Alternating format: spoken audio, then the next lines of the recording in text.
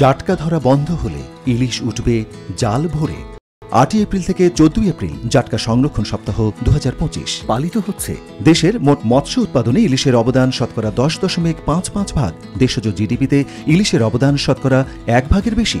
ইলিশের উৎপাদন বৃদ্ধি করে ইলিশ সম্পদ উন্নয়ন ও ব্যবস্থাপনায় বর্তমান সরকার নিয়েছে নানান উদ্যোগ।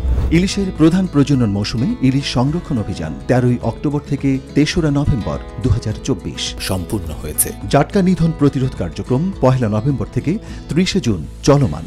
অবৈধ জাল অপসারণে বিশেষ কম্বিং অপারেশন ১ জানুয়ারি থেকে ২৮ ফেব্রুয়ারি ২০২৫। ইলিশের ৫টি অভয়াশ্রম মার্চ ও এপ্রিল ২ মাস মাছ ধরা বন্ধ।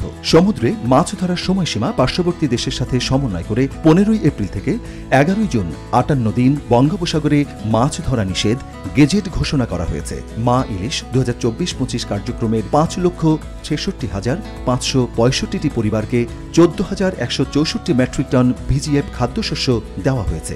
জাটকা সংরক্ষণ মৌসুমে ফেব্রুয়ারি থেকে মে ৪ মাসে ৩,৬১,০৭১টি পরিবারকে ৫৭,৭৭২ মেট্রিক টন ভিজিএফ চাল বিতরণের কাজ চলমান।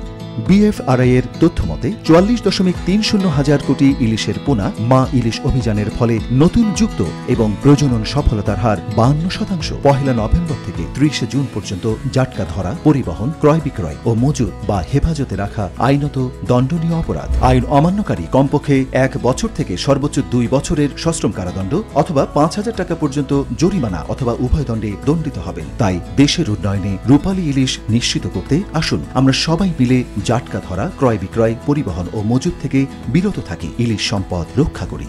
প্রচারে মৎস্য অধিদপ্তর, মৎস্য ও প্রাণী সম্পদ মন্ত্রণালয়।